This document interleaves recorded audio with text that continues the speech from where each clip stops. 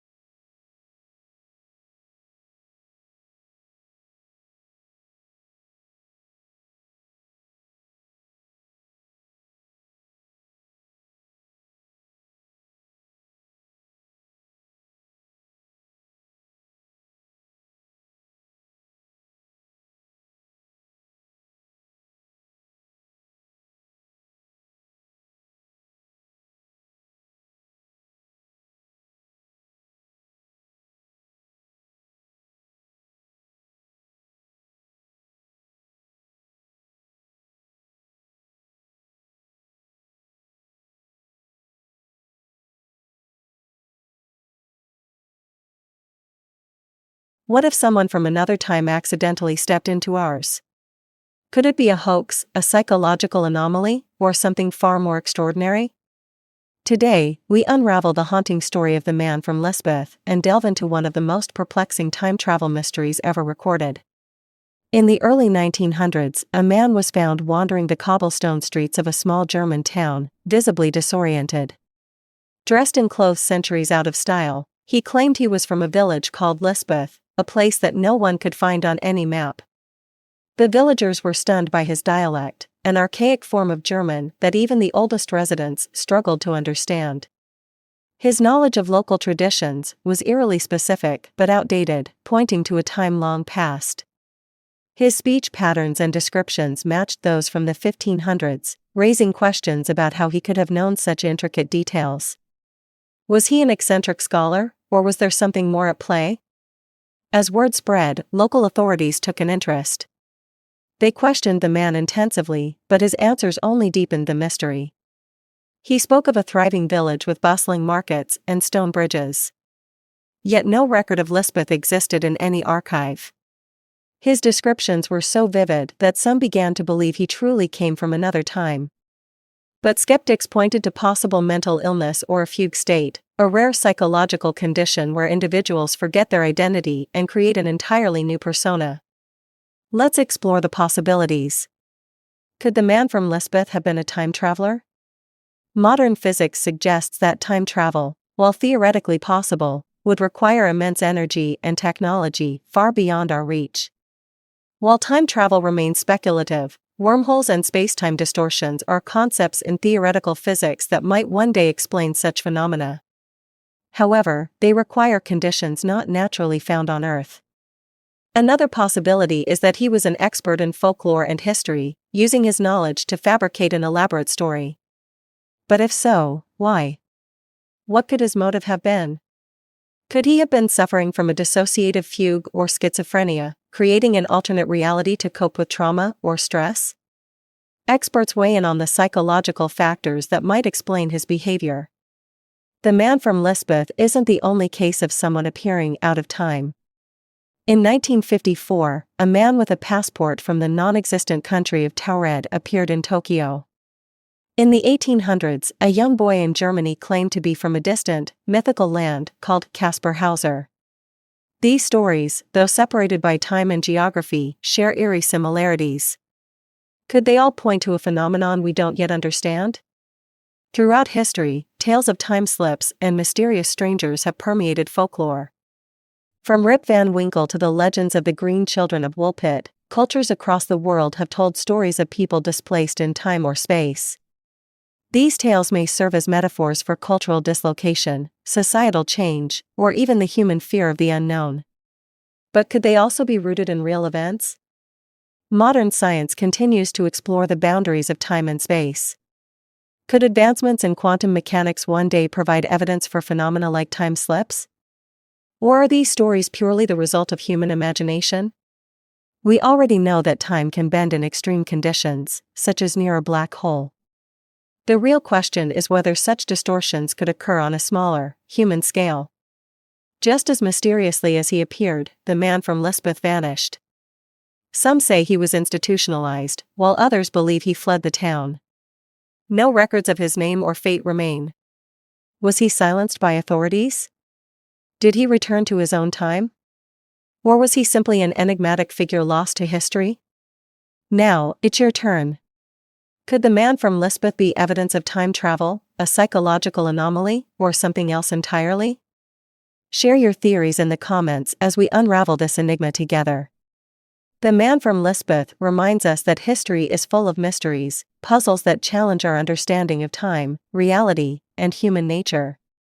Until next time, keep exploring, questioning, and seeking the unknown. 2 voices. 2 lives. 1 unsolvable mystery. The story of June and Jennifer Gibbons, the silent twins, is one of the most haunting tales of psychological intrigue and tragedy. Tonight, we unravel the enigma of a bond so powerful it defied logic, and so destructive it led to an untimely death. Who were June and Jennifer? How did their bond become both their strength and their curse? Over the next 3 hours, we'll explore their lives in meticulous detail, diving into their childhood, their secrets, their crimes, and the pact that would change everything. June and Jennifer Gibbons were born on April 11, 1963, in Barbados. The Gibbons family was a typical working-class family, but their journey to Wales in the late 1960s marked the beginning of their unique struggles. Life in Wales wasn't easy for the Gibbons family. As one of the few black families in a predominantly white community, they faced prejudice and exclusion. But for June and Jennifer, the isolation wasn't just external, it was internal, too. From an early age, the twins developed a secret language, an intricate, fast-paced mix of English and Bajan Creole, spoken in perfect unison.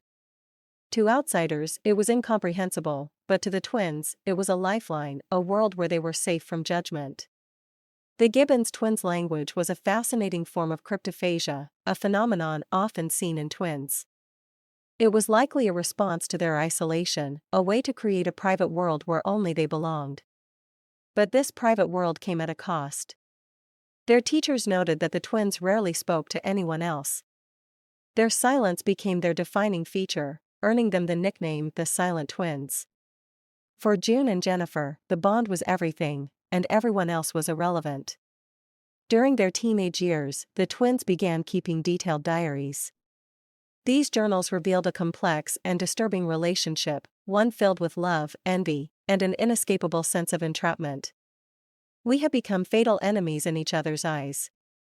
We feel the irritating, deadly rays come out of our bodies, stinging each other. I say to myself, can I get rid of my own shadow? Impossible. Without my shadow, would I die? Without my shadow, would I gain life, be free, or left to die? Their diaries were filled with such cryptic and haunting passages. They painted a picture of two girls trapped in a psychological prison, unable to live with or without each other. As the twins grew older, their behavior turned darker. In their late teens, they began experimenting with crime. It started with petty theft and escalated to arson. The twins set fire to a local school, a crime that would ultimately lead to their arrest. During their trial, their silence persisted. The court deemed them a danger to society, sentencing them to Broadmoor, a high-security psychiatric hospital. What drove the silent twins to such extremes? Was their bond a blessing or a curse? Stay tuned as we uncover the next chapter of their lives, including their time in Broadmoor and the tragic event that changed everything. Imagine waking up to find an entire village, 600 people, gone. No signs of struggle, no farewells, just an ominous silence broken by a cryptic message: there is no salvation. This isn't a story from a novel or a movie. It happened in 1923, in the quiet Brazilian village of Hoer Verde. Over the next 3 hours, we'll explore every detail, every theory, and every chilling clue surrounding one of history's greatest unsolved mysteries. To understand the enigma, we must first step back in time and immerse ourselves in the life of Hoer Verde. What kind of place was it? Who were its people? And why would an entire community disappear without a trace? In 1923, a group of travelers found Hoer Verde in complete disarray. Doors were left ajar, meals half-eaten, and tools scattered as if dropped in haste. The scene was unnervingly ordinary yet profoundly unsettling. The only clue? A message scrawled on a blackboard inside the village school: there is no salvation. Who wrote it? Was it a warning or a final testament?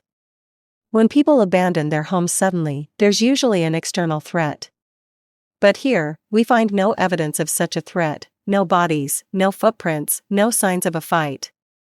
To unravel this mystery, we must first understand the world Hoer Verde existed in. The 1920s in Brazil were marked by political instability, with rebellions and guerrilla movements shaping the nation's landscape. Could the villagers have been caught in the crossfire of a political conflict? For context, consider the Roanoke colony in North America, where settlers vanished, leaving only the cryptic word, Croton. Or the Anasazi people, who seemingly disappeared from the American Southwest. Are these cases connected by a common thread? Discuss Brazil's guerrilla warfare and potential forced evacuation. Analyze why no signs of violence were found. Explore possible threats like disease or famine. Question why belongings were left behind. Alien abduction theories, UFO sightings in Brazil. Curses and supernatural forces in Brazilian folklore. Investigate possible sinkholes or environmental calamities. Explain why the village infrastructure was untouched. The blackboard message, "There is no salvation," is as haunting as it is enigmatic. Was it a warning for future visitors or a desperate cry for help?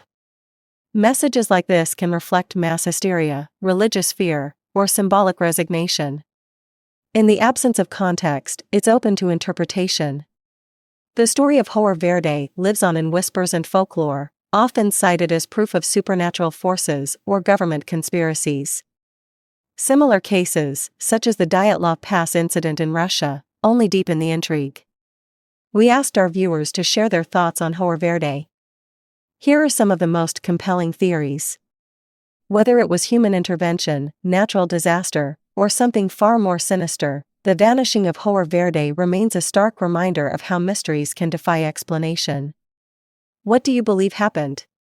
Leave your theories in the comments, and join us next time as we explore another unsolved enigma.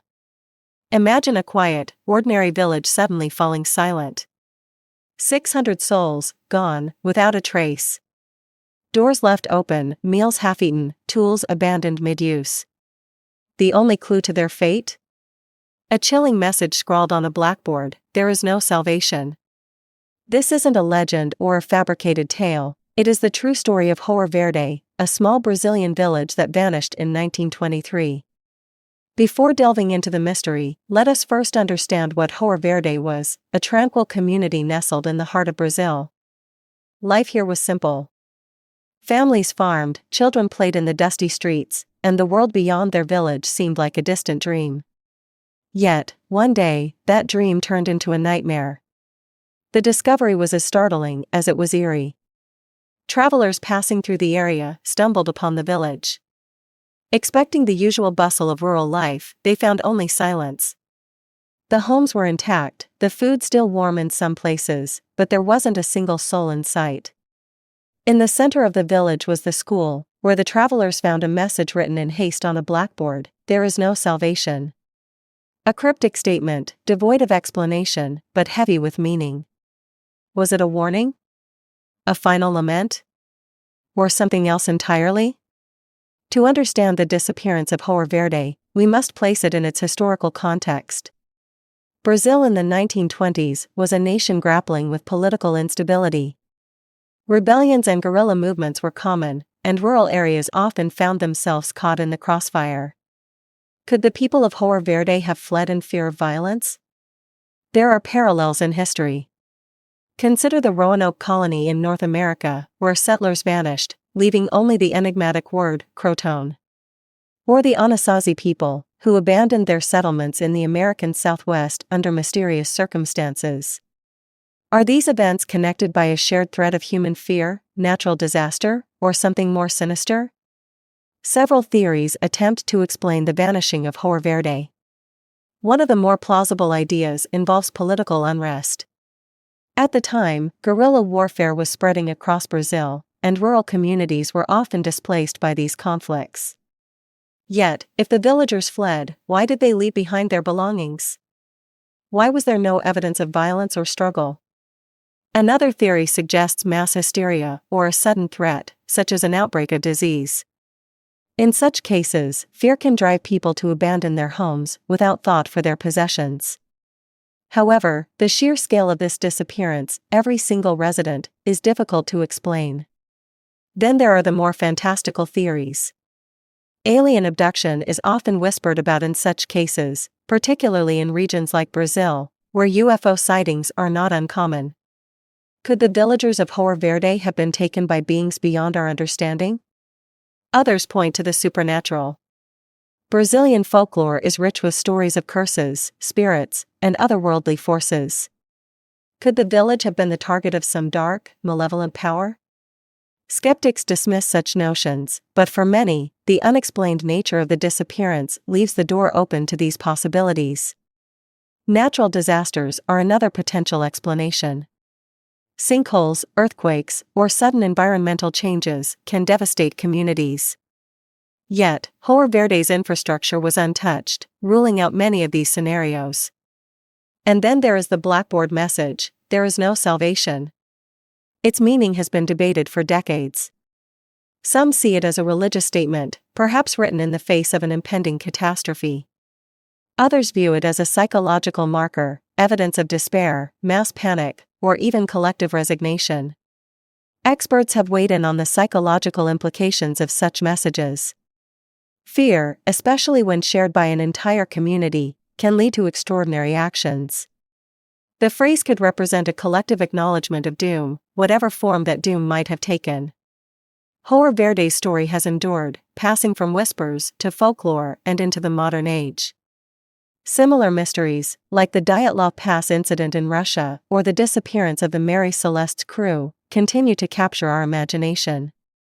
They remind us of the fragility of life and the limits of our understanding. To this day, no definitive answer exists. Theories abound, but the truth remains elusive. What happened to the villagers of Hoer Verde? Did they leave willingly, or were they forced? Were they victims of human conflict, natural disaster, or something far stranger? In the end, the vanishing of Hoer Verde is more than just an unsolved mystery. It is a testament to the unknown forces, both external and internal, that shape human existence. As we ponder the fate of this lost village, we are left with one question: what do you believe happened? January 2, 2000, Asheville, North Carolina. An ordinary evening takes a dark and mysterious turn when 18-year-old Zeb Quinn vanishes without a trace. What started as a simple car shopping trip turned into one of the most baffling missing person cases in modern history. Today, we're diving deep into the disappearance of Zeb Quinn, a case that's as perplexing as it is chilling. Zeb Wayne Quinn was just 18 years old when he disappeared. Described as shy but kind-hearted, Zeb worked at a local Walmart and was planning for his future. On the night of January 2, Zeb clocked out of his shift around 9 p.m. He had plans to meet his friend and coworker, Robert Jason Owens, to check out a car he was interested in buying. The two met as planned and began driving toward the dealership in separate cars. But then, something strange happened. As they were en route, Zeb received a page on his pager. The contents of that message have never been revealed, but whatever it said, it caused Zeb to panic. According to Owens, Zeb signaled him to pull over. He explained he had to make a quick phone call and would catch up later. Zeb then drove off in a hurry, and that was the last time anyone saw him. 2 days later, on January 4, Zeb's car was found abandoned in the parking lot of a local hospital. But this wasn't just an ordinary discovery. What investigators found inside the car raised more questions than answers. Inside the car was a live puppy, which didn't belong to Zeb. A jacket, also not belonging to him, was draped over the seat. The rear bumper of the car was smeared with lipstick, and a strange pair of lips had been drawn on the window. Additionally, a bottle and several empty drink cans were found scattered inside. These odd items created a trail of cryptic clues, but none provided any concrete answers. Who left them there, and why? Could these items have been left to confuse investigators? Or were they part of a sinister message? As the investigation unfolded, Robert Jason Owens, the last known person to see Zeb alive, became a person of interest. Owens told police that after Zeb sped off that night, he waited for him to return, but Zeb never did. However, Owens' behavior following the disappearance only deepened the mystery. The day after Zeb disappeared, Owens arrived at work with a swollen face and bruises. He told coworkers and police that he had been in a car accident, but no accident report was ever filed, and the details of his story didn't add up. Despite his suspicious behavior, there was no physical evidence linking Owens to Zeb's disappearance. Owens denied any involvement, but over the years, his name continued to surface in connection to other criminal activities, including a gruesome double murder in 2015. Over the years, several theories have emerged about what happened to Zeb Quinn. One of the most prominent theories is that Zeb was lured into a trap. The mysterious page he received that night may have come from someone he trusted, leading him into a dangerous situation. Some believe that Zeb's disappearance may have been related to a romantic entanglement or a personal conflict. Shortly before he vanished, Zeb had reportedly confided in friends about tension with someone he knew. Could this have escalated into violence? Others speculate that Zeb stumbled upon something he wasn't meant to see or became the target of a premeditated crime. The strange items left in his car, the puppy, the lipstick, and the jacket, have led some to theorize that his disappearance was staged to send a cryptic message, perhaps to someone else. Despite extensive investigations, the disappearance of Zeb Quinn remains unsolved. For years, his family has searched for answers, holding on to the hope that one day, the truth will come to light. But with each passing year, the case grows colder. The questions remain: who sent that page? What happened to Zeb after he drove off that night? And what do the strange items in his car truly mean? Until these questions are answered, Zeb's case will continue to haunt the town of Asheville and intrigue true crime enthusiasts worldwide. What do you think happened to Zeb Quinn? Was it a planned crime, a tragic accident, or something else entirely? Let us know your theories in the comments below. If you enjoyed this deep dive into an unsolved mystery, make sure to like, subscribe, and hit the bell icon for more stories that keep you on the edge of your seat.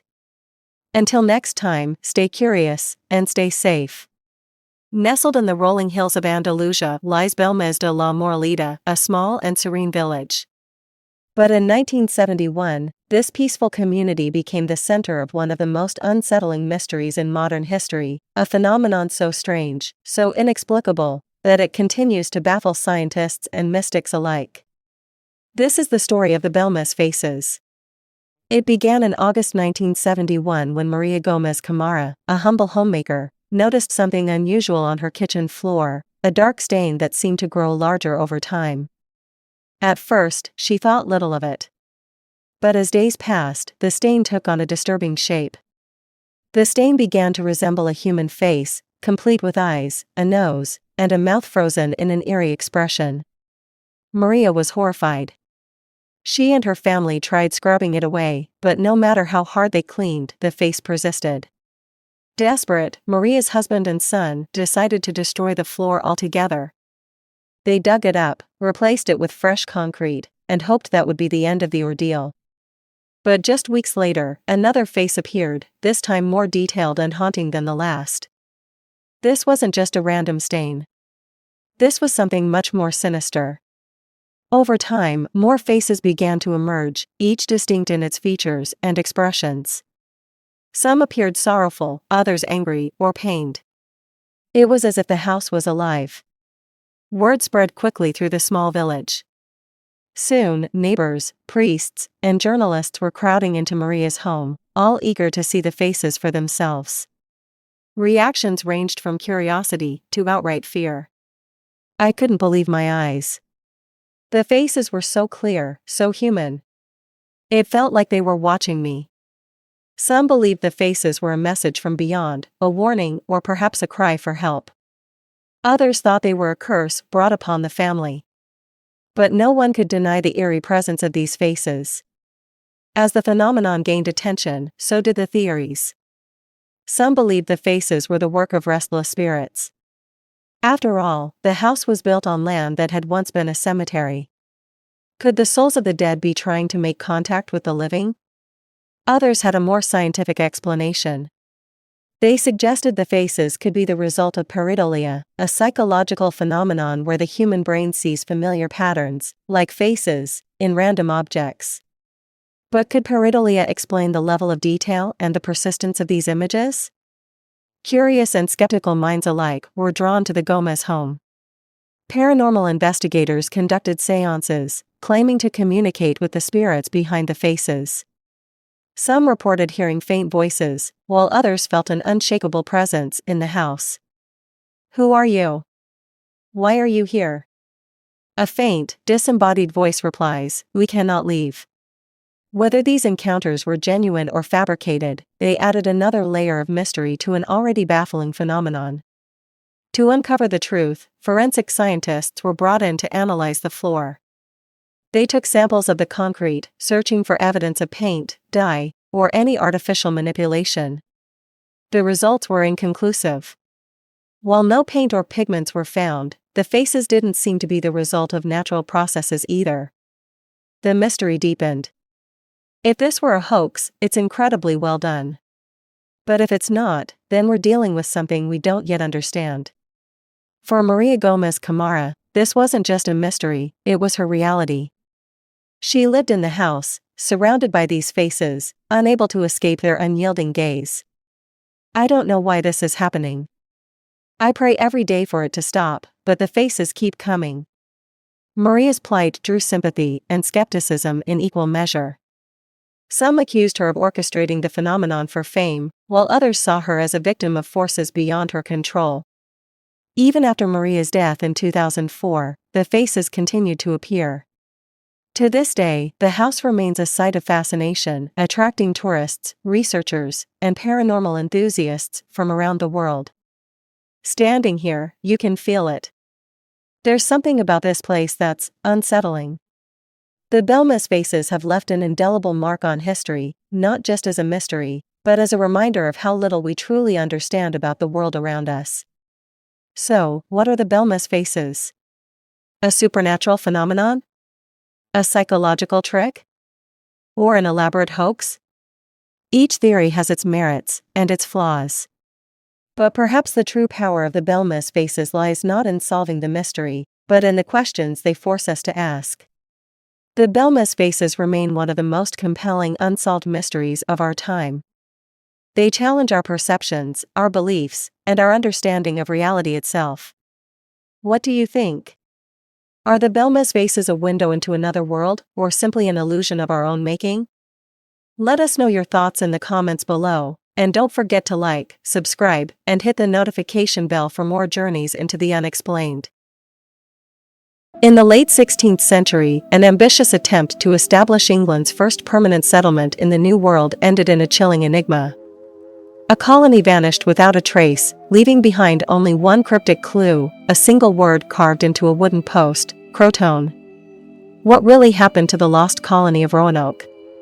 The story begins in 1587 when English settlers, led by John White, established a colony on Roanoke Island, off the coast of present-day North Carolina.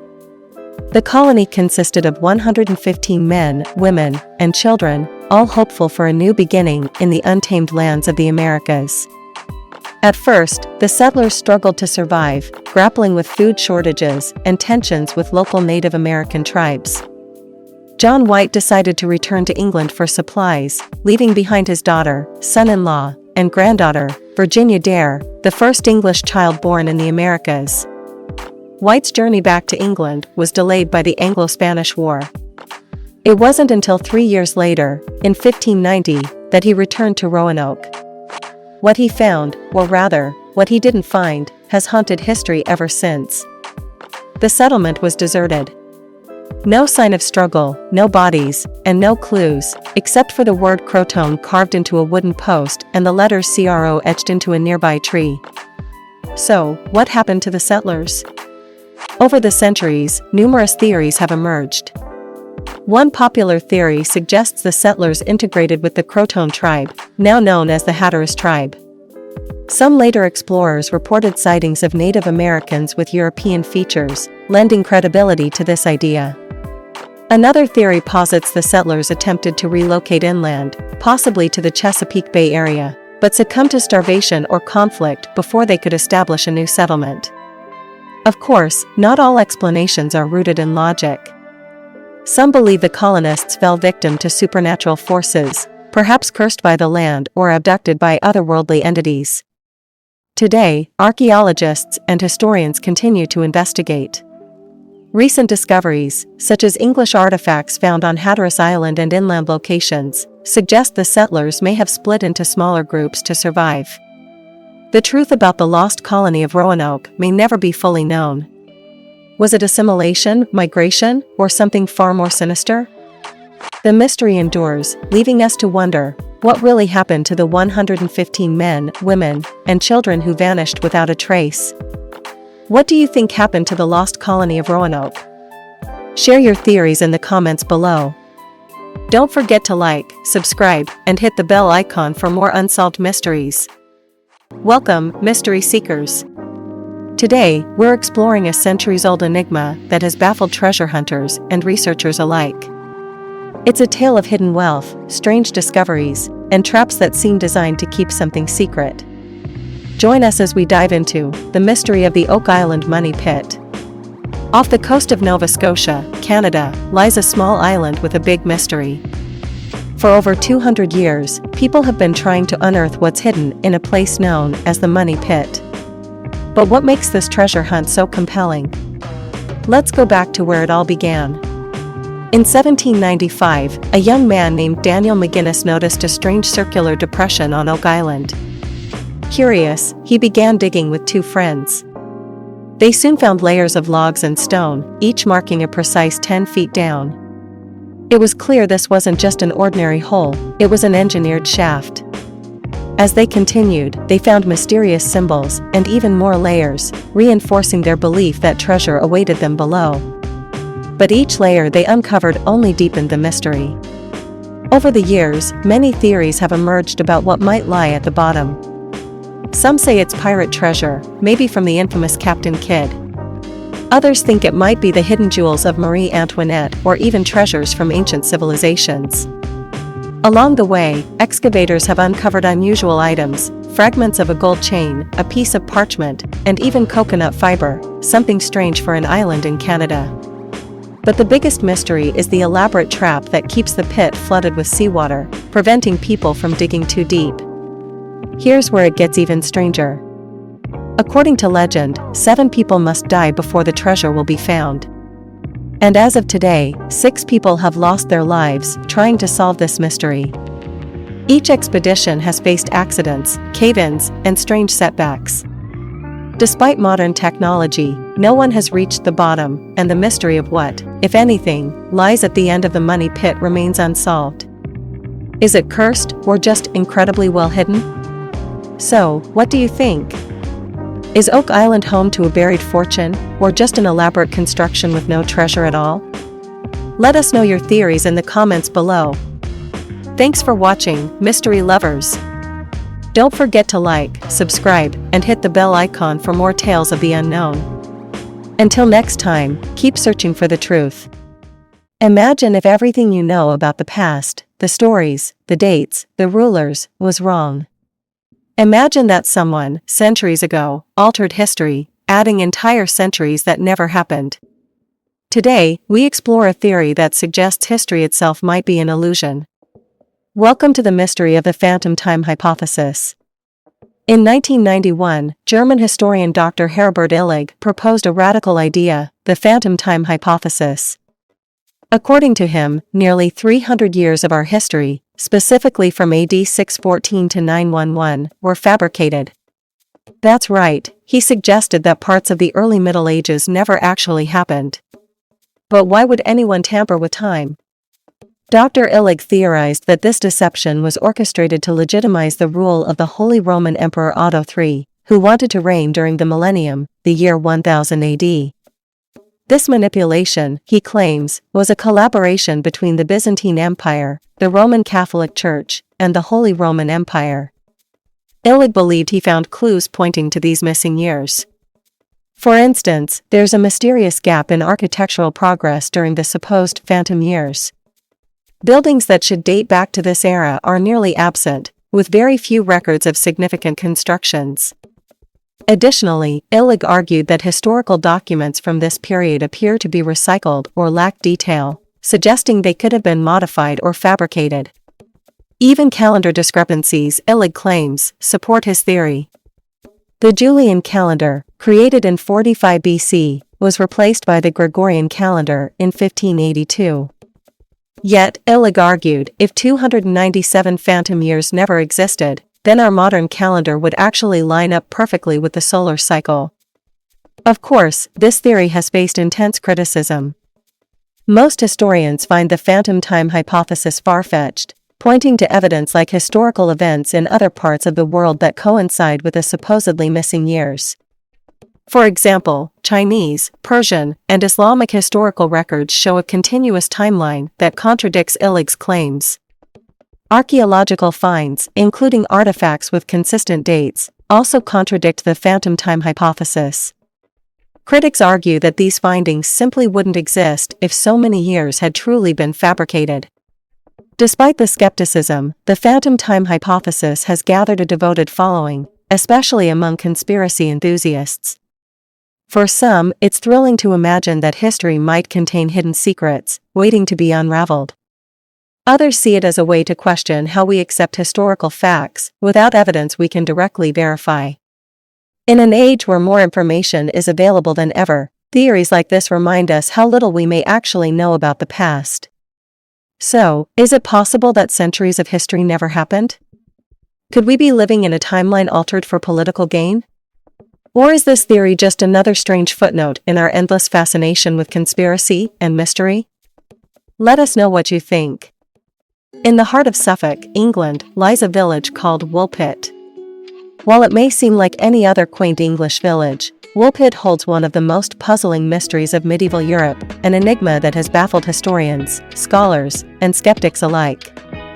This is the story of the Green Children of Woolpit.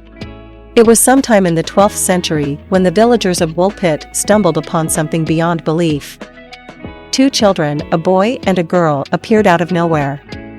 They were discovered near a wolf pit, a type of trap used to protect the villagers' livestock from wolves.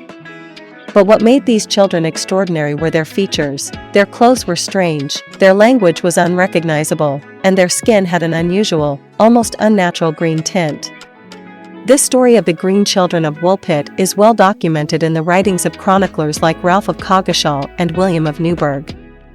Both recorded accounts of these mysterious children, something unheard of for such a rural, medieval village. The villagers tried to speak with the children, but their words were like nothing anyone had ever heard. No one could understand them. And despite offering them all kinds of food, the children refused to eat until they were given raw beans. After some time, the children began eating other types of food, and their green skin slowly returned to a more natural color. But then, tragedy struck. The boy became ill and, sadly, passed away. However, the girl grew stronger, learned English, and eventually revealed her and her brother's story. According to her, they came from a place called St. Martin's Land, a world of twilight where everyone was green. She said they'd been herding cattle when they suddenly found themselves in a strange new land after following the sound of church bells. This statement raises so many questions. Where was St. Martin's Land? Was it an allegory for something? Or could it be that they came from some unknown civilization, hidden away from the world? Over the years, countless theories have emerged. Some speculate they may have been Flemish children fleeing persecution, their skin color an effect of malnutrition. Others believe in a supernatural explanation, suggesting they came from a parallel dimension or were part of an ancient legend brought to life. Modern science has also stepped in, with some experts suggesting the children's green color could have resulted from chlorosis, a condition caused by a severe iron deficiency. But does that fully explain the language, the strange origin story, and their mysterious arrival? To this day, no one has been able to prove where the children came from or why their story has endured. Were they just children lost in a foreign land, or is there something more hidden in the quiet fields of Woolpit? Centuries have passed, yet the mystery of the Green Children of Woolpit lives on, capturing our imaginations and reminding us that some mysteries may never be solved.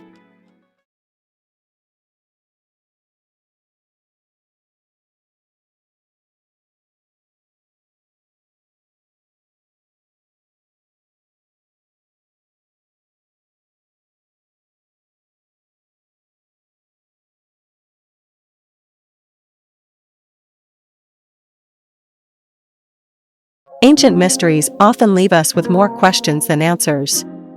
One of the greatest cartographic puzzles is the Piri Reis map, a 500-year-old artifact that defies logic, suggesting knowledge of lands that were supposedly undiscovered at the time. Who created this map, and how could it be so accurate? Let's uncover the secrets of the Piri Reis map. In 1513, an Ottoman admiral named Piri Reis completed an extraordinary map. Unlike any other map of its time, it detailed coastlines and continents with a precision that should have been impossible. How did Piri Reis, a man born in a time before advanced navigation tools, capture so much detail of the known and unknown world? Drawn on a piece of gazelle skin, the Piri Reis map depicts parts of Europe, North Africa, and South America with incredible accuracy. This would be impressive on its own, but what has mystified historians and scientists is the map's depiction of the coast of Antarctica, centuries before it was officially discovered. The Piri Reis map includes coastlines and features that were unknown at the time. Antarctica, in particular, appears without ice, a geographical detail that wouldn't be confirmed until the 20th century. This raises a profound question: did ancient civilizations have knowledge lost to history? Or was Piri Reis working from sources we no longer have today?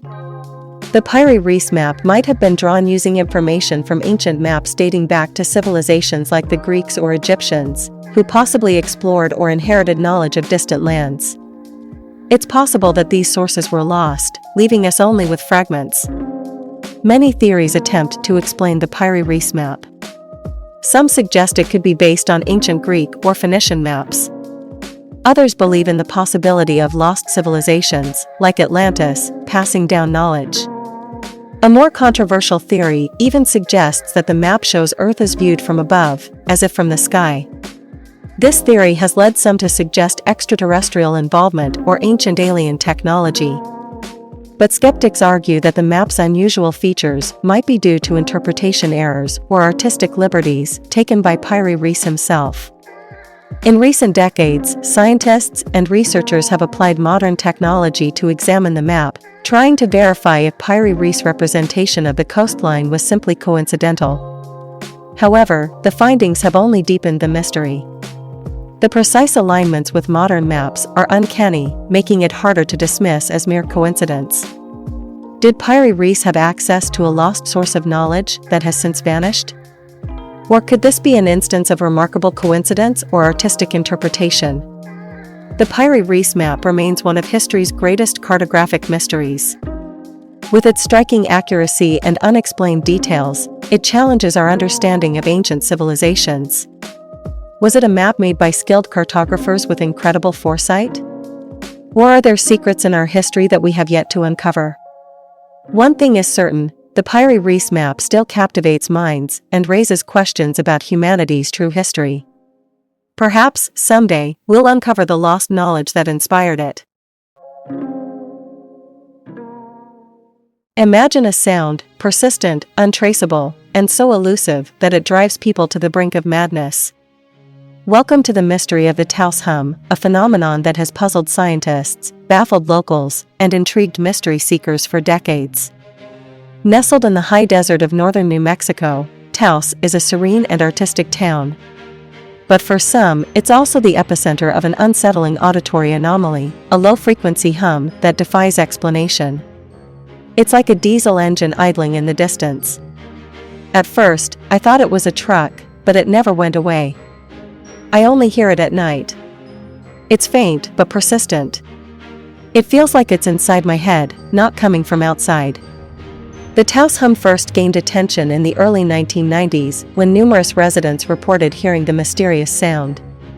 It wasn't long before scientists, audiologists, and even government agencies got involved. But their investigations yielded more questions than answers. We've measured sound frequencies in the area and conducted hearing tests on those affected. Yet, there's no consistent source or pattern. Some people hear it, while others in the same location hear nothing at all. Theories abound. Some believe the hum is caused by seismic activity or underground gas pipelines. Others suggest it's the result of low-frequency electromagnetic waves from communication devices. Then there are the more outlandish ideas: secret military experiments, UFOs, or even a psychological phenomenon. We've ruled out most conventional sources. Could this be something beyond our understanding? Something not of this world? Despite years of study, the Taos Hum remains unsolved. For those who hear it, it's an inescapable part of their lives. For others, it's a tantalizing mystery, an example of how much we still don't know about our world. So, what do you think? Is the Taos Hum a natural phenomenon, a man-made mystery, or something more otherworldly? Let us know your thoughts in the comments below. The world is full of mysteries waiting to be uncovered. Until next time, keep listening for the unexplained. Imagine a lonely island, a raging sea, and 3 lighthouse keepers who vanish without a trace. Over a century ago, this chilling mystery unfolded on Eilean Mor, a remote island in the Flannan Isles of Scotland. Was it a freak accident, foul play, or something beyond explanation? Join me as we unravel the strange case of the disappearing lighthouse keepers of Eilean Mor. The 3 keepers stationed on Eilean Mor were Thomas Marshall, James Duckett, and Donald MacArthur. On December 15, 1900, the lighthouse stopped sending its regular signals. A passing ship, the Archtor, reported that the light was out, but the treacherous weather delayed any immediate investigation. The lighthouse was eerily empty. The door was unlocked, and inside, everything seemed normal, except for the absence of the keepers. A single chair was overturned, a clock had stopped, and 2 of the men's oilskins were missing. Outside, investigators found damage consistent with a violent storm, a rope railing was torn away, and equipment was scattered. But one thing was clear, there was no sign of the men. A logbook added another layer to the mystery. Entries described severe weather on December 12th and 13th, with one keeper reportedly crying, despite being a seasoned sailor. The final entry, dated December 15th, simply read, "Storm ended. Sea calm. God is over all." What could it mean? Over the years, countless theories have emerged to explain the men's disappearance. Let's explore the most compelling ones. 1. A freak wave. Some believe a massive wave swept the men into the sea as they tried to secure equipment during the storm. 2. A murder-suicide. Could tensions between the keepers have boiled over, leading to violence? 3. Supernatural causes. Others point to the island's long-standing reputation for being haunted or cursed. Could the men have been victims of something otherworldly? 4. Alien abduction. For the conspiracy theorists, the isolated location and lack of evidence point to an extraterrestrial explanation.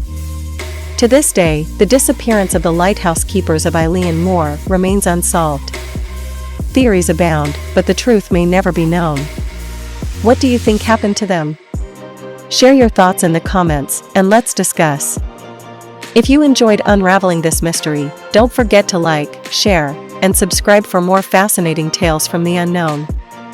Until next time, stay curious. Welcome, mystery seekers. Today, we're diving into one of history's strangest unsolved mysteries, the vanishing of Flight 19, an enigma that gave rise to the legend of the Bermuda Triangle. Strap in, because this is one flight you won't forget. But what should have been a simple navigation drill soon turned into a nightmare that left experts baffled for decades. The 5 planes, collectively known as Flight 19, disappeared without a trace, taking 14 men with them. These were the chilling words of Lieutenant Charles Taylor, the flight leader.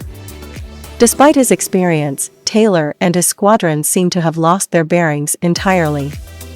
The compasses malfunctioned, and the pilots grew increasingly disoriented. The last known position of Flight 19 was somewhere off the east coast of Florida, heading into what we now call the Bermuda Triangle. But fate had other plans. The rescue plane, along with its 13 crew members, vanished too. Witnesses reported seeing a fireball in the sky, but no wreckage was ever found. At this point, the mystery had escalated to an almost supernatural level. So, what really happened to Flight 19? Let's explore the theories. Some believe Lieutenant Taylor made a series of navigational mistakes. His insistence on heading east, despite evidence they were over the Gulf of Mexico, may have doomed the squadron. Others point to the compasses malfunctioning. Could it have been magnetic anomalies in the Bermuda Triangle? Storms and rogue waves are common in this area. Could a sudden squall have taken them by surprise? And then, of course, there's the more out-there explanations, alien abductions, time warps, or even portals to another dimension. Despite decades of research, no conclusive evidence has ever been found. wreckage from Flight 19, or the rescue plane, remains undiscovered. The mystery has become part of the Bermuda Triangle lore, captivating imaginations around the world. They were declared lost at sea, but their story is far from forgotten. The ocean hides many secrets, and the story of Flight 19 reminds us of just how little we truly know about our world. What do you think happened? Was it human error, bad weather, or something beyond our understanding? Leave your thoughts in the comments, and don't forget to like, share, and subscribe for more unsolved mysteries. Until next time, keep seeking the unknown. Welcome back, curious minds, to another journey into the unexplained. Today, we explore a story that sounds like it's straight out of science fiction, but witnesses claim it's true. Imagine traveling through an airport, only to discover someone with a passport from a country that doesn't exist. This is the story of the man from Taured. Let's uncover the details and decide if this mystery holds any truth. It's July 1954, and Tokyo's Haneda Airport is bustling with activity. Among the travelers, a man steps off a plane, appearing just like any other businessman. But as he presents his passport to customs officials, confusion sets in. His passport looks authentic, stamped with visa entries from numerous countries, but the country of origin? Taured. A nation that doesn't exist on any map. At first, officials thought it might be a mistake, but the man insisted Taured was real. He even pointed to its location on a map, near the border of France and Spain. But where he pointed, only Andorra existed. Who was this man, and where did he really come from? The man was impeccably dressed and fluent in several languages, including Japanese. His story was consistent. He was a businessman visiting Japan for the third time that year. He even presented legal documents, including a driver's license, company papers, and currency from several countries. Everything seemed legitimate, except for Taured. Authorities were baffled. They decided to detain him in a nearby hotel while they investigated. The man reportedly complied without resistance, even expressing frustration at the situation. Guards were stationed outside his hotel room door, but by the next morning, the man had vanished. No trace of him or his belongings could be found. Even more mysteriously, all of his documents, including the Taured passport, disappeared from the airport's records. To this day, no one knows how he escaped or what happened to the evidence. Did he slip past security unnoticed? Or did he somehow return to the world he claimed to be from? The case of the Taured man has sparked countless theories. Some believe he was a time traveler or a visitor from a parallel universe, accidentally crossing into our dimension. Others think it could be an elaborate hoax, or perhaps a case of mistaken identity, fueled by Cold War paranoia. But skeptics argue there's little verifiable evidence that this incident ever happened. It could simply be an urban legend, passed down and embellished over the decades. Yet, the details remain eerily consistent in every retelling. Whether the man from Taured was a lost traveler, a clever con artist, or a figment of collective imagination, his story continues to fascinate. It raises bigger questions about the nature of our reality and whether other dimensions might occasionally overlap with our own. Could there really be worlds beyond our understanding, or is this just a tall tale that's too good to ignore? The truth remains as elusive as the man himself. So, what do you think? Was the man from Taured real, or just a myth born from a misunderstanding? Drop your thoughts in the comments below. And if you enjoyed this dive into the unexplained, don't forget to like, subscribe, and hit the bell icon for more mysteries every week. Until next time, keep questioning the world around you. In the realm of mystery, the answers often lead to more questions. In December 1872, a merchant ship named the Mary Celeste was discovered adrift in the Atlantic Ocean. Her sails were set, her cargo intact, and her lifeboat missing. But her crew completely vanished. To this day, the mystery of what happened remains one of the greatest unsolved enigmas of the sea. The Mary Celeste set sail from New York City, bound for Genoa, Italy, with Captain Benjamin Briggs, his wife, Sarah, their 2-year-old daughter, Sophia, and a crew of 7. It was a routine journey, until it wasn't. On December 4th, the British brig de Grazia found the Mary Celeste drifting aimlessly. When the crew boarded, they found no one aboard. The ship's provisions were untouched, and there was no sign of a struggle. Even more bizarre, the cargo of alcohol barrels was unharmed. The ship's logbook offered few clues.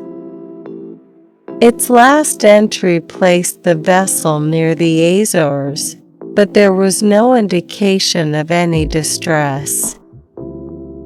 Over the years, countless theories have emerged.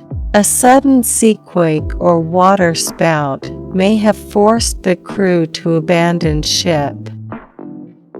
Alcohol fumes from the cargo could have caused an explosion scare. Pirates?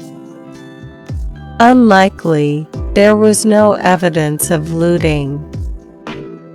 Or perhaps something more supernatural?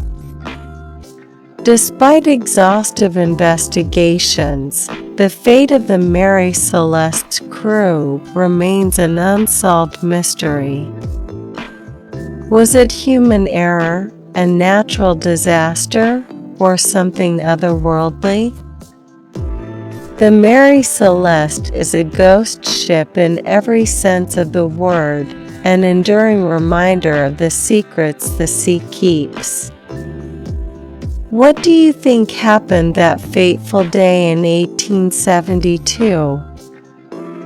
Subscribe for more mysteries and comment your theories below.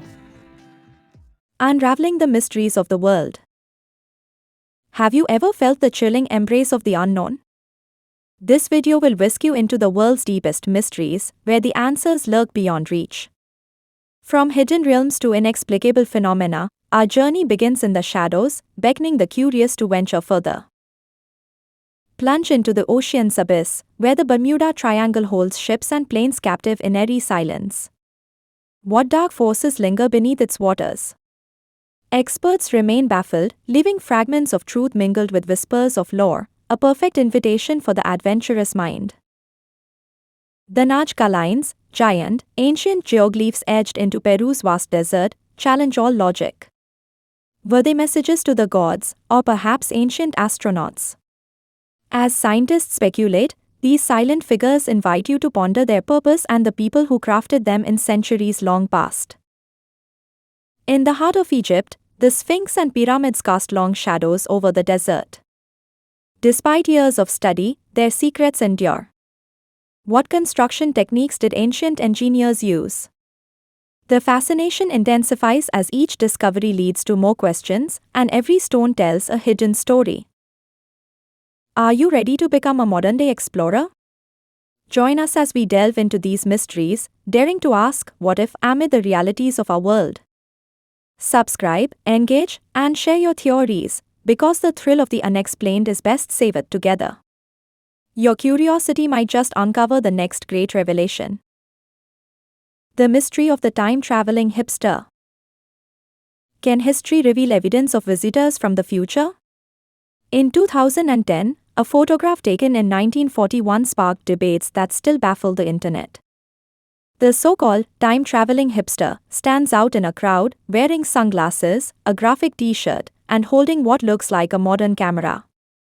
Is this man proof of time travel, or just a case of mistaken identity? The photograph in question was taken during the reopening of the South Fork Bridge in British Columbia. The crowd appears ordinary, men in hats, women in dresses, except for one figure.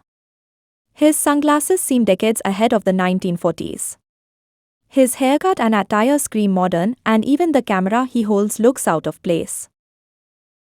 When this image surfaced online, it quickly went viral. Theories poured in. Some claimed it was undeniable proof of time travel. Others suggested it was a prank or an elaborate hoax. Experts analyzed the photo and pointed out possible explanations. They argued that the sunglasses were actually available in the 1940s. The t-shirt? Likely a handmade sports jersey. And the camera? Compact designs like that existed as early as the 1910s. Yet, the debate didn't stop there. People questioned why he stood out so starkly in a crowd. Was he simply a man ahead of his time? Or was he intentionally trying to be noticed, perhaps as a clue from the future? The fascination with time travel isn't new. From H.G. Wells' The Time Machine to modern-day scientific theories about wormholes and relativity, the concept has captured our imagination. But so far, it remains in the realm of fiction, or does it? This isn't the only case of supposed time travel evidence. There's the story of the Swiss watch found in an ancient tomb, the modern objects appearing in centuries-old paintings, and countless other anomalies. Could they all be coincidences, or is there more to the story? The time-traveling hipster continues to captivate imaginations, blending intrigue, history, and the possibilities of science fiction. While experts have largely debunked the idea of time travel in this case, the image remains a fascinating example of how something as simple as a photograph can spark global curiosity. The uniqueness of the figure in the crowd raises questions about how we perceive the past, and what happens when something disrupts that perception. What do you think? Is the time-traveling hipster a hoax, a historical oddity, or something far more mysterious? Let us know your theories in the comments below. And if you enjoy unraveling mysteries like this, don't forget to like, subscribe, and hit the bell for more fascinating content. Until next time, stay curious. Ultimately, the most plausible explanation is that the man was simply a product of his time, albeit with a sense of style and technology that appeared ahead of the curve. The sunglasses, shirt, and camera, while seemingly modern, have historical counterparts that fit the era. But this explanation doesn't make the story any less intriguing. It highlights how mysteries can emerge from the most mundane sources, inviting us to look deeper and question our assumptions. Whether it's an authentic case of time travel or an innocent anomaly, the time-traveling hipster reminds us of our innate desire to uncover the unknown. It's a testament to humanity's love for mysteries and the endless possibilities of what might lie just beyond our understanding. Perhaps the real value of this story isn't whether it's true, but the sense of wonder it inspires in all of us. The allure of the time-traveling hipster lies in its ability to challenge our understanding of time and history. Even though many experts have provided logical explanations, the image remains a cultural touchstone for those intrigued by the idea of breaking free from the constraints of time. It sparks a deeper question: if time travel were real, how would we recognize it? Would travelers leave subtle clues, or could their presence be hidden in plain sight, as some believe this photograph suggests? In the end, whether this case is explained or left as an enigma, its real impact lies in its power to inspire curiosity. Mysteries like these push us to explore not just the evidence but the limits of our own understanding. They remind us that the past holds countless secrets waiting to be uncovered, and that even the smallest detail, a photograph, an object, or a story, can ignite our imagination in ways we never expect. Understanding cyclones, nature's fury unleashed. Cyclones are massive storm systems characterized by a low-pressure center, fierce winds, and intense rain. They form over warm ocean waters, gathering strength and sometimes transforming into powerful hurricanes or typhoons, depending on the region. Cyclones emerge from tropical thunderstorms. As warm, moist air rises, it creates a low-pressure area beneath. This draws in surrounding air, causing a vortex. With sufficient energy from the ocean, the system gains strength, spinning faster and developing into a cyclone. These storms bring life-threatening hazards, heavy rainfall, strong winds, and storm surges. Flooding and damage to infrastructure are common, affecting millions. Understanding these impacts helps communities prepare for the worst and minimize potential harm. Stay updated through weather alerts and follow evacuation advice. Secure your home by reinforcing doors and windows. Have an emergency kit prepared. Simple steps can save lives, so ensure you are ready to respond effectively when a cyclone threat arises. Cyclones are powerful, but knowledge is a key defense. Share this video and talk to your community about cyclone preparedness.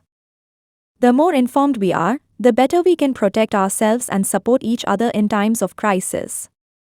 Stay safe and proactive. History is filled with tales of unexplained disappearances, but few are as enigmatic as the vanishing of Ambrose Bierce, a celebrated American author, journalist, and Civil War veteran. Known for his dark wit and haunting stories, Bierce's life was shrouded in mystery, and his disappearance became his final unsolved tale. Ambrose Bierce was a man of many talents. Born in 1842, he was best known for his short stories like An Occurrence at Owl Creek Bridge and his satirical work, The Devil's Dictionary. A cynic with a sharp tongue, Bierce earned the nickname Bitter Bierce.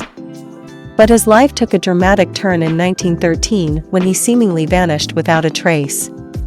In 1913, at the age of 71, Bierce embarked on a mysterious journey to Mexico. He claimed to be researching a book on the Mexican Revolution, but hinted at something more cryptic in his letters. In one, he wrote, "Goodbye.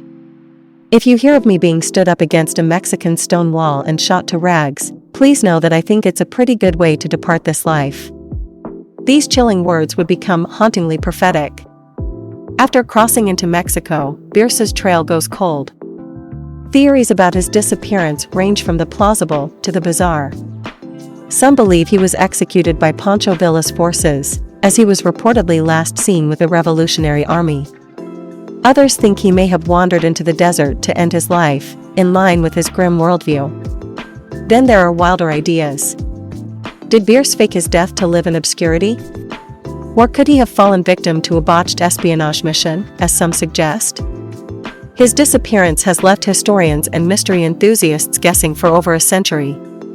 Adding to the mystery, some have suggested paranormal explanations. Bierce's stories often dealt with themes of death, the afterlife, and the supernatural. Could he have been drawn into the very mysteries he wrote about? While unlikely, the eerie parallels between his fiction and his disappearance spark the imagination. Despite his vanishing act, Bierce's work has stood the test of time. His tales continue to inspire writers, filmmakers, and readers. But the question remains, what really happened to Ambrose Bierce? Was his disappearance a tragic accident, a calculated move, or something far stranger? Ambrose Bierce once wrote, "Nothing matters." Yet, over a century later, his vanishing act still matters to those who love a good mystery. What do you think happened to the man who disappeared into the shadows of history?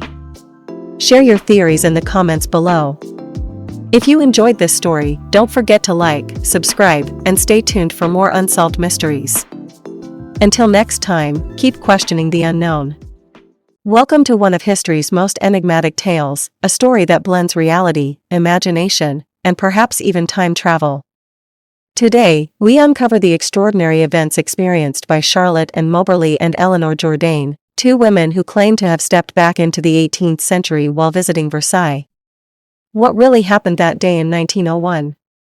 Let's explore the evidence, the theories, and the lingering mystery. Before diving into their strange experience, let's meet the protagonists. Charlotte and Moberly was an accomplished academic, the first principal of St. Hugh's College, Oxford. Eleanor Jourdain was her assistant principal and a scholar in her own right. Both women were rational, educated, and had no history of fanciful storytelling. They were not ghost hunters, nor were they seeking a paranormal experience. They were merely tourists, two intellectuals exploring the grounds of one of France's most famous landmarks. Their adventure began on a warm August day in 1901. As they walked toward the Petit Trianon, they claimed to have felt an oppressive, eerie atmosphere. The path seemed deserted, yet they soon encountered figures who would transport them into another time. They later described these individuals as being oddly silent, with stiff, unnatural movements, almost like actors in a historical tableau. Was this a classic case of a time slip? Time slips are reported phenomena where people claim to momentarily experience the past as though it's their present. But what could cause such an event? There's no scientific evidence for time slips, but some theorize they could be glitches in the fabric of time, tied to places with strong emotional or historical resonance. Critics argue the incident could be explained by psychological factors. Shared hallucinations, while rare, are not impossible. Could Moberly and Jourdain's close friendship and shared expectations have influenced their perceptions?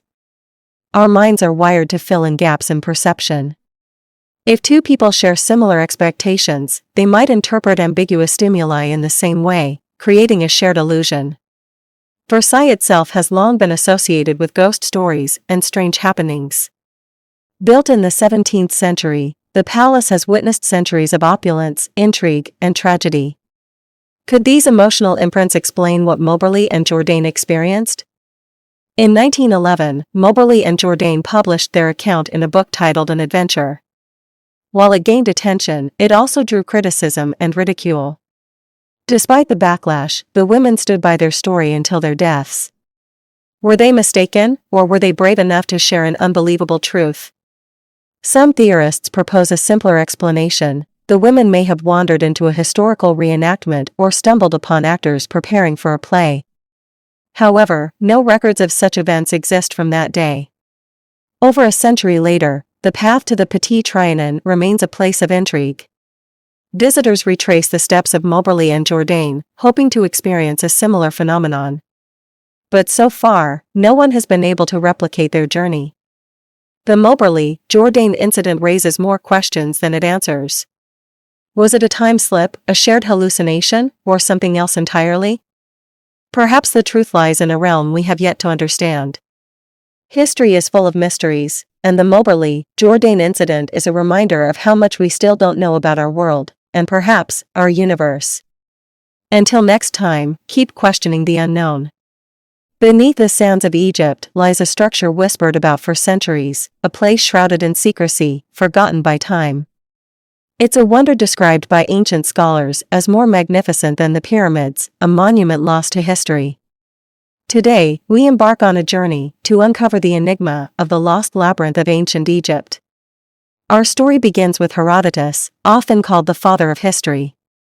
In the 5th century BCE, he traveled to Egypt and recorded one of the most astonishing structures he had ever heard of, a labyrinth. According to his writings, the labyrinth was a sprawling complex of halls, chambers, and underground passages. Its scale was said to surpass even the Great Pyramid of Giza. Herodotus described it as a 2-story marvel. The upper level, he claimed, held 12 massive courts, surrounded by columns and interconnected passageways. Below it? A subterranean labyrinth with countless tombs and chambers, a place of eternal rest for the kings of Egypt and sacred crocodiles.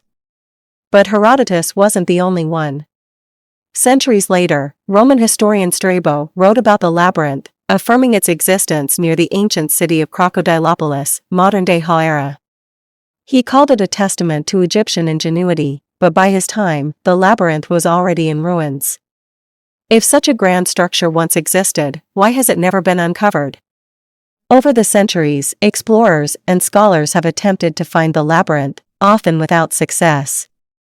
One of the earliest significant efforts was led by British archaeologist Flinders Petrie in 1888.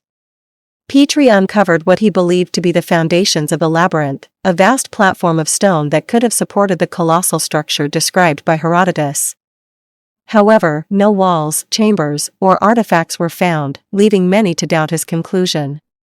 Decades later, archaeologists and geologists revisited Hauera, but the shifting sands of time and flooding from the Nile made excavation difficult.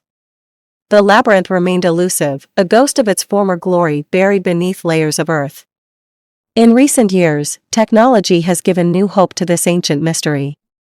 In 2008, the Mataha expedition used ground-penetrating radar to scan the area beneath Hauera. What they discovered was extraordinary. The scans revealed a network of geometric anomalies, patterns consistent with man-made structures buried deep below the surface. While the findings have yet to be confirmed through excavation, they reignited global interest in the labyrinth. Could this be the lost labyrinth? Or is it merely a natural formation misunderstood by technology? These questions remain unanswered as Egyptian authorities have restricted further excavation of the site. The labyrinth isn't just a physical structure, it's a symbol of mystery and power. Ancient myths speak of it as a repository of hidden knowledge, a place where priests guarded secrets too dangerous for humanity to know. Some speculate that the labyrinth could contain texts predating even the pyramids, perhaps revealing unknown truths about the origins of Egyptian civilization. Others believe it was a ceremonial center, where the living communicated with the dead. If the labyrinth truly exists beneath Hoer, why hasn't it been uncovered? The answer is complicated. Political instability, funding challenges, and environmental factors have made large-scale excavations nearly impossible. Moreover, skeptics argue that the labyrinth may never have existed at all. Could it be that Herodotus exaggerated, or that the labyrinth was symbolic rather than literal? Without definitive proof, the debate continues. Theories about the labyrinth are as diverse as the scholars studying it. Was it a mausoleum, a palace, or a massive archive of ancient knowledge? Some even suggest that the labyrinth's true purpose was spiritual, designed to guide the soul through the afterlife. Others believe the labyrinth is yet to be discovered, perhaps buried beneath another site entirely. If so, it may hold treasures and texts that could rewrite history. The labyrinth of ancient Egypt remains one of history's most tantalizing mysteries. Whether hidden beneath the sands or lost forever to time, it reminds us of the secrets our world still holds. Perhaps, one day, technology, determination, and luck will converge to reveal its true nature. Thank you for joining us on this journey. Don't forget to like, subscribe, and stay tuned for more mysteries from the ancient world. On a quiet hilltop in Brazil in 1966, a scene of baffling tragedy was discovered: 2 lifeless bodies, mysterious notes, and lead masks covering their eyes. What happened to Miguel José Viana and Manuel Pereira de Cruz remains one of the strangest unsolved mysteries of the 20th century. August 20, 1966. A young man walking up Vintum Hill in Niterói, Brazil, made a horrifying discovery. Lying side by side in the tall grass were 2 men. They wore formal suits, waterproof coats, and most disturbingly, strange lead masks covering their eyes. There were no signs of struggle, no visible injuries. Beside them lay a notebook with cryptic instructions: 1630 be at the agreed place. 1830 ingest capsules. After effect, protect metals, await signal. This note would set the stage for one of the most perplexing investigations in Brazilian history. The 2 men were identified as Miguel José Viana, 34, and Manuel Pereira de Cruz, 32. They were electronics repairmen from Campos dos Goitacazes, a small town north of Rio de Janeiro. Friends and family described them as hardworking and devoutly religious. But they also had a peculiar interest in spiritualism, particularly practices involving communication with extraterrestrial beings. Witnesses claimed the men had been experimenting with creating spiritual devices to contact higher beings. On August 17, 3 days before their bodies were discovered, Miguel and Manuel left their homes, telling their families they were traveling to buy materials for work. They carried a large sum of cash and tools for their electronics projects. Eyewitnesses later reported seeing the men purchasing waterproof coats in Niterói. At a local bar near Vintum Hill, they bought a bottle of water, possibly to ingest the capsules mentioned in the note. But after that, their movements became a mystery. When authorities arrived at the scene, they were puzzled. The bodies showed no signs of physical trauma, no evidence of poisoning, and no explanation for their deaths. Even more baffling were the lead masks. These were crudely cut pieces of metal, shaped to fit over their eyes. Some theorized they were used to shield the men from radiation or bright light, possibly linked to their spiritual experiments. The autopsy results were inconclusive. There was no trace of drugs or toxins. The capsules mentioned in the note were never found, leaving a crucial gap in understanding their cause of death. The lead masks are unlike anything seen in conventional spiritual practices. Their purpose remains speculative, tied to UFO sightings, spiritual rituals, and pseudoscience. As with any great mystery, theories abound. One of the most popular involves UFOs. During the 1960s, Brazil was a hotspot for reported alien encounters, and Miguel and Manuel believed they were on the verge of contacting extraterrestrial beings. Could the signal in the note refer to a UFO? Another theory links their deaths to spiritualism. In the 1960s, Brazil saw a rise in esoteric practices, blending Catholicism and mysticism. Some speculate the men were performing a ritual that went horribly wrong. Others believe the case involves experimental science. The men may have been testing a device involving radiation, accounting for the lead masks. Without proper safeguards, this could explain their sudden deaths. Finally, there's the theory of foul play. Could someone have exploited their beliefs, leading them to their deaths? Some even suggest government experiments or cover-ups related to secret technology. Despite decades of investigation, the lead masks case remains unsolved. Key pieces of evidence, like the capsules and missing witnesses, were never found. Over time, theories have multiplied, but answers remain elusive. The deaths of Miguel and Manuel leave us with more questions than answers. Were they victims of their own beliefs, or did they stumble upon something beyond human understanding? Whatever the truth, the lead masks case continues to haunt Brazil's history, a reminder that some mysteries may never be solved. What do you think happened on Bentham Hill? Was it a UFO encounter, a failed ritual, or something even stranger? Let us know your theories in the comments below. And don't forget to like, share, and subscribe for more chilling mysteries.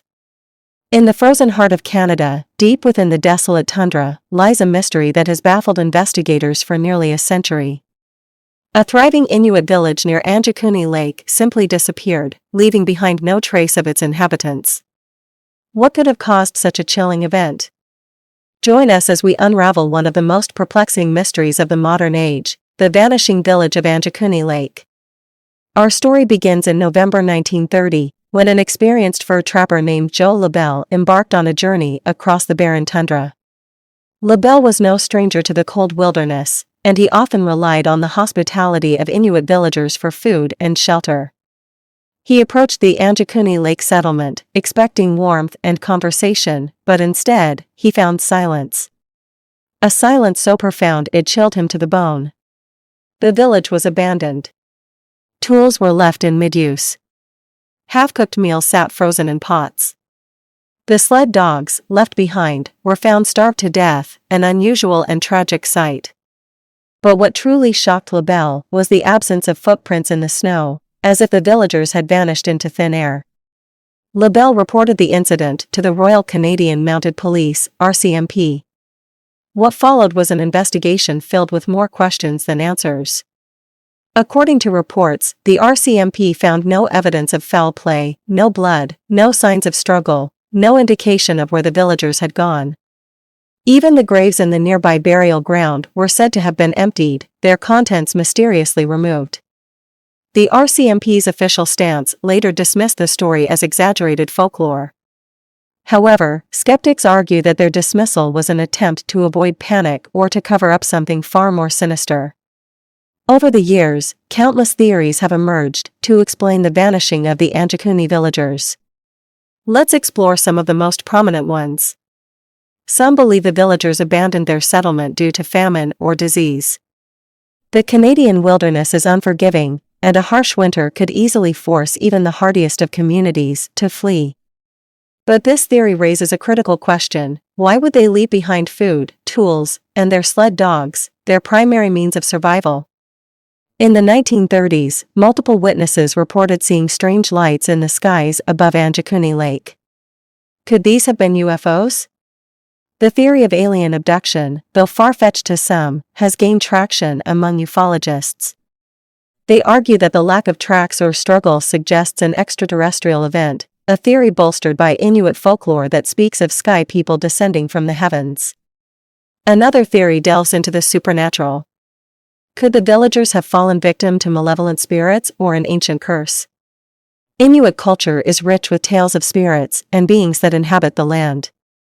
Stories of the Torngarsik, a powerful deity, and Kalapalik, a creature that lures people into the icy waters, may offer clues to the villagers' fate. Finally, some suggest that the disappearance was part of a government cover-up. Could the area have been used for secret experiments or military operations? With a lack of concrete evidence, this theory, like the others, leaves more questions than answers. While the mystery of Anjikuni Lake continues to fascinate, some researchers have cast doubt on its authenticity. They argue that the story may have been exaggerated or entirely fabricated by journalists looking to sell papers. Skeptics point out inconsistencies in the timeline and lack of concrete evidence to support such a dramatic tale. Today, Anjikuni Lake remains a tranquil yet haunting location. Visitors and researchers continue to search for answers, hoping to uncover new clues that may shed light on this decades-old mystery. The story of Anjikuni Lake reminds us of the fragility of life in the wilderness and the enduring power of human curiosity. Whether the villagers succumbed to nature, vanished into another realm, or fell victim to forces we cannot comprehend, their story remains one of the most chilling unsolved mysteries in history. Which theory do you believe? Was it a natural disaster, a supernatural curse, or something entirely unexpected? Share your thoughts in the comments below, and don't forget to like, subscribe, and hit the bell icon for more in-depth explorations of history's greatest mysteries. There is a mystery orbiting our planet. It's not a story of satellites we've built, nor is it a tale of natural cosmic phenomena. This is the story of the Black Knight satellite, a supposed extraterrestrial artifact that some believe has been silently circling Earth for over 13,000 years. A relic from another civilization, or perhaps a puzzle born out of our own imaginations. Today, we dive deep into this enigma to separate fact from fiction. Our story begins in 1899 with one of the most brilliant minds of all time, Nikola Tesla. In his Colorado Springs laboratory, Tesla was conducting experiments to transmit and receive radio waves across great distances.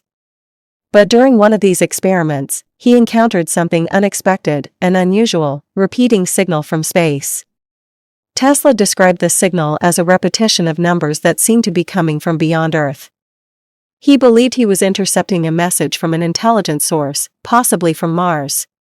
Skeptics have since argued that Tesla may have detected natural radio waves from celestial objects, but others see his discovery as the first recorded evidence of the Black Knight satellite. In the years following Tesla's discovery, the world's fascination with space grew. By the 1920s and 1930s, amateur radio operators began reporting similar strange signals. These echoes, known as long-delayed echoes or LDEs, would often bounce back to Earth seconds or even minutes after being transmitted, an anomaly that defied scientific explanation at the time. I remember hearing the echoes and thinking, this has to be interference. But the timing was so precise, it felt deliberate, almost as if someone, or something, was sending them back. The mystery deepened in 1960, when a U.S. radar installation picked up an unknown object in orbit around Earth. This object, which seemed to be in a polar orbit, was puzzling because no human-made satellite had yet been launched into such an orbit. Polar orbits are ideal for surveillance because they allow a satellite to pass over the entire surface of the planet as the Earth rotates.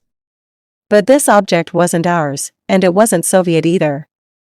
At the height of the Cold War, any unidentified object in space was a cause for alarm. The media quickly picked up the story, and speculation ran wild. Some believed it was a secret Soviet satellite, while others began to whisper about the possibility of extraterrestrial technology. On March 7, 1960, Time magazine published an article about the mysterious object, describing it as a dark satellite with no known origin. This was the first time the public began associating the object with the term Black Knight, though the name itself wouldn't become popular until much later. But what exactly was this object? Could it truly be evidence of an ancient satellite placed in orbit by an advanced civilization? Or was it simply a case of mistaken identity, perhaps a piece of space debris or a natural asteroid caught in Earth's gravity? To understand the full story of the Black Knight satellite, we need to examine the evidence, both the hard facts and the theories that have captivated imaginations for decades. But first, let's look at one of the most compelling pieces of evidence: the strange signals associated with this enigmatic object. Imagine losing two children in a tragic accident, only for them to seemingly return to you years later. A chilling story of reincarnation or an unexplained coincidence? This is the mystery of the Pollock twins. In 1957, sisters Joanna, aged 11, and Jacqueline, aged 6, lived in Hexham, England. They were inseparable, playful, and full of life. But their story took a devastating turn when both girls tragically died in a car accident while on their way to church. Their parents, John and Florence Pollock, were heartbroken. Yet, John held an unusual belief. He was convinced that his daughters would return to them in some form. A year later, Florence gave birth to twin girls, Gillian and Jennifer. At first glance, nothing seemed out of the ordinary until the couple noticed strange similarities between the twins and their deceased daughters. Jennifer was born with two distinct birthmarks. One was on her forehead, resembling a scar Jacqueline had from a fall. The second was on her waist, matching one of Jacqueline's previous birthmarks. Strangely, Gillian, the older twin, had no such marks, just like Joanna. As they grew older, the twins began to exhibit peculiar behaviors. They recalled details about Joanna and Jacqueline's lives, including the layout of their previous home, places they had never visited, and toys that had belonged to their late sisters. They even seemed to share a fear of cars, often panicking when crossing the street. These incidents baffled their parents and drew attention from psychologists and paranormal researchers. Some considered this proof of reincarnation, while skeptics believed the parents may have unintentionally influenced the twins' behavior. By the time Gillian and Jennifer turned 5, these eerie memories began to fade. The twins grew up and led ordinary lives, leaving behind this strange chapter of their childhood. The case of the Pollock twins remains one of the most compelling stories in the study of reincarnation. Was it a case of past lives revisited, or simply the power of suggestion and coincidence?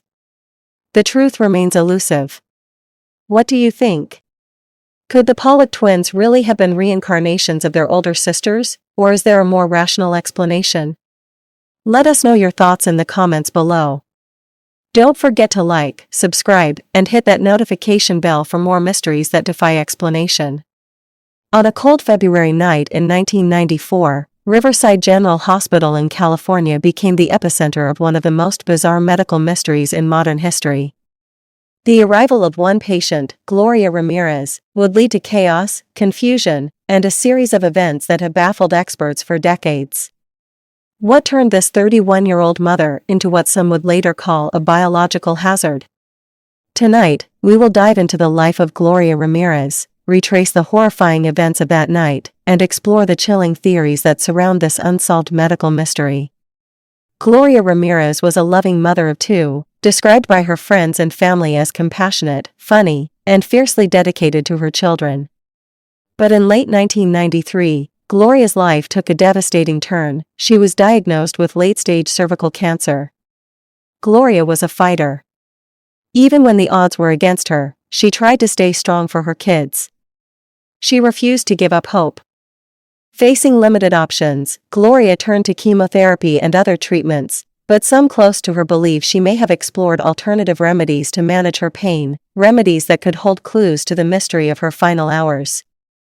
At 8:15 p.m., Gloria Ramirez was rushed into the ER. Her vitals were dangerously low. Doctors and nurses immediately began efforts to stabilize her. But as they worked to save her life, something unusual happened. What's that smell? It's sharp, like ammonia. Staff reported a chemical-like odor coming from Gloria's blood. As they examined it further, strange particles were noticed floating in the sample, particles they would later describe as crystals. Moments later, the unthinkable happened. Medical staff began collapsing, one after another, overcome by dizziness, nausea, and shortness of breath. In total, 23 ER personnel fell ill, 5 of whom required hospitalization. The ER was evacuated, leaving only a skeletal crew to attend to Gloria. Despite their efforts, Gloria Ramirez was pronounced dead at 8:50 p.m. But for the staff at Riverside General, the nightmare was far from over. With no clear explanation for what had happened, the case quickly escalated. Gloria's body was treated as a potential biohazard and was sealed in an airtight coffin to prevent contamination. Autopsy results pointed to kidney failure caused by advanced cancer, but they failed to explain the bizarre symptoms experienced by the ER staff. The incident raised many questions. Could Gloria's condition have caused the release of a toxic substance? Or was something else introduced into the environment that night? One prevailing theory centered around dimethyl sulfoxide, or DMSO. This solvent, sometimes used as a home remedy for pain relief, may have accumulated in Gloria's body. When combined with the oxygen administered in the ER, it could have formed dimethyl sulfate, a highly toxic gas capable of causing the symptoms experienced that night. But this explanation was not universally accepted. While DMSO could theoretically account for some of the events, many experts argued that the reaction conditions were unlikely to occur naturally. So, what else could have happened? Another prominent theory suggested that the incident was a case of mass hysteria. Under extreme stress, individuals in close quarters can experience physical symptoms triggered by psychological factors. But could mass hysteria alone explain the crystals in Gloria's blood or the chemical odor? Then there were the more unconventional theories. Some claimed that Gloria had been exposed to a highly experimental treatment or even an unknown toxin. Others ventured into the realm of the paranormal, suggesting extraterrestrial involvement or a government cover-up. Years later, the incident at Riverside General Hospital remains one of the most perplexing medical mysteries. For the staff who survived, it was a life-altering experience, raising concerns about workplace safety and the limits of medical science. As for Gloria's family, they continue to seek answers. Was Gloria Ramirez the victim of a tragic medical anomaly, or is the truth far stranger than anyone dares to imagine? Nearly 30 years later, the case of Gloria Ramirez remains a haunting enigma. What really happened that fateful night? Perhaps the answers lie hidden in the shadows, or perhaps we'll never know. In the shadowy streets of Eastern Europe during the Cold War, an ominous legend began to spread, one that would terrify generations. The Black Volga, a car of sleek darkness, said to appear out of nowhere, abduct people, and vanish without a trace. Was it a tool of secret government agencies, a cursed vehicle driven by sinister forces, or just a chilling urban legend? Today, we dive into this mystery, uncovering its origins, conspiracy theories, and its lasting impact on popular culture. Buckle up for the ride of your life, because this tale is anything but ordinary. The legend of the Black Volga originated during the 1960s in Eastern Europe. The Volga car itself was a luxury vehicle, associated with government officials and the elite. But this particular car, the Black Volga, was different. Witnesses described it as a jet black GAZ-21 model with white curtains and tinted windows. Rumors claimed it would appear at night, stalking individuals who would later vanish without a trace. The Black Volga was the devil's car. If you saw it, you were already doomed. Anonymous Polish folklore. Whether fact or fiction, the Black Volga became a symbol of dread during a time when fear was already a part of everyday life. But was this fear justified? Or was it simply a reflection of Cold War paranoia? As the legend spread, the stories became more sinister. Some claimed the Black Volga wasn't a car of this world at all. Witnesses described supernatural occurrences, glowing headlights, the sound of disembodied laughter, and the car vanishing into thin air. Many believed the Black Volga was driven by the devil himself, who used it to claim souls. Specific accounts of individuals seen being pulled into the car and never returning. It was said that uttering the name Black Volga could bring bad luck or even death. Folklore experts suggest these stories may have roots in older tales of cursed objects. Whether it was fear of the unknown or a genuine belief in the supernatural, the Black Volga legend became deeply ingrained in the collective psyche. But could there be a more rational explanation for these stories? Not everyone believed the Black Volga was supernatural. Some suspected it was part of a darker conspiracy, one involving government agencies, human trafficking, and experiments shrouded in secrecy. Allegations that the KGB used Black Volga cars to abduct political dissidents. Declassified documents revealing patterns of disappearances in regions where sightings were common. Stories of the car being used to abduct people for illegal organ harvesting. Speculation fueled by urban myths of people waking up in bathtubs with missing organs. Conspiracy theories linking the car to secret Soviet experiments on humans. Testimonies from supposed whistleblowers who claim to have worked on these projects. It's easy to see how these theories could emerge during a time of intense political and social unrest. But do they hold any weight? Or are they just another layer of myth in the Black Volga story? Even today, the legend of the Black Volga lives on. While the sightings have decreased, the car continues to appear in stories, films, and even video games. It has become a symbol of mystery, fear, and the unknown. Reports of Black Volga cars in rural areas, often associated with strange disappearances. Analysis of these accounts and their credibility.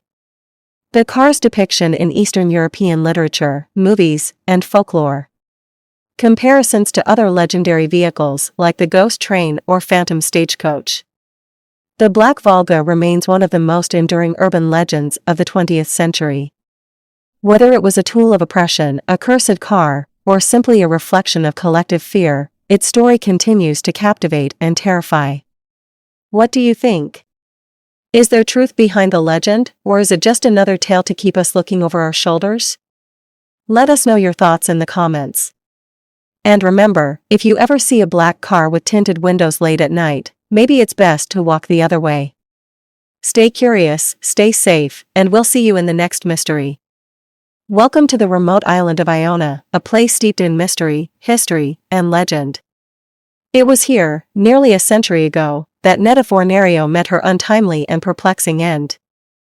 Who was she, why did she come here, and what forces, human or otherwise, led to her death? Join us as we unravel the strange and tragic tale of Netta Fornario, exploring every angle of this baffling mystery. Netta Fornario was born in 1897 in Egypt to British parents. Her upbringing was unconventional, marked by her fascination with mysticism and the occult. As a young woman, she immersed herself in esoteric studies, joining the mystical order known as the Alpha Et Omega, an offshoot of the Hermetic Order of the Golden Dawn. The Golden Dawn and its branches were secretive organizations that explored ritual magic, alchemy, and metaphysics. Netta was deeply drawn to these practices, believing they could unlock hidden truths about the universe and the human soul.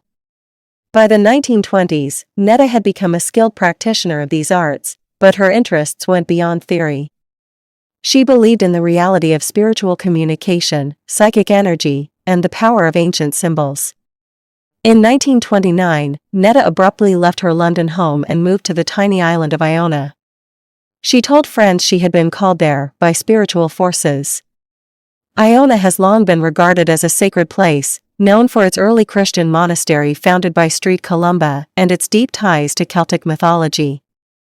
Iona has been described as a thin place, a location where the veil between the physical and spiritual worlds is particularly thin. For someone like Netta, it would have been the perfect place to explore her spiritual beliefs. But soon after her arrival, locals began to notice her unusual behavior.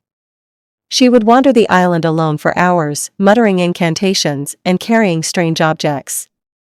Then, one day, she vanished. 2 days after her disappearance, Netta was found in a remote part of the island. She was lying on the ground, dressed in a black cloak, with no visible injuries. A silver cross was found near her body, and a large cross had been carved into the earth beside her. The cause of her death remains unknown. From the reports, it seems she may have died of exposure. But the circumstances, her strange position, the carved cross, and her known occult practices, have led to widespread speculation. The simplest explanation is that Netta succumbed to hypothermia. Iona's weather can be harsh and unpredictable, especially for someone unfamiliar with the terrain. Even in the late fall, temperatures can drop suddenly, and strong winds make it difficult to stay warm. It's entirely possible she got lost and couldn't find her way back.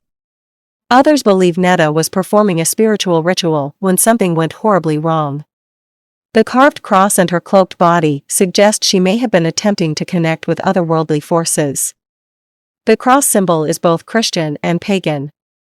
It could have been a protective barrier or part of a larger ritual.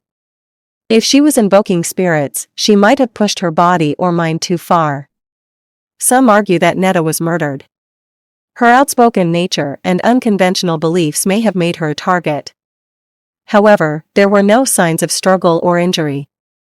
The autopsy at the time was inconclusive. Without modern forensic tools, determining the exact cause of death was impossible. And then there's the theory that captures the imagination of many, a supernatural encounter. Did Netta tap into forces beyond her understanding, leading to her demise? Netta Fornario's death remains a haunting enigma, a story passed down through generations of locals and mystery enthusiasts. To this day, visitors to Iona are drawn to the spot where she was found, searching for answers that may never come. We still talk about Netta.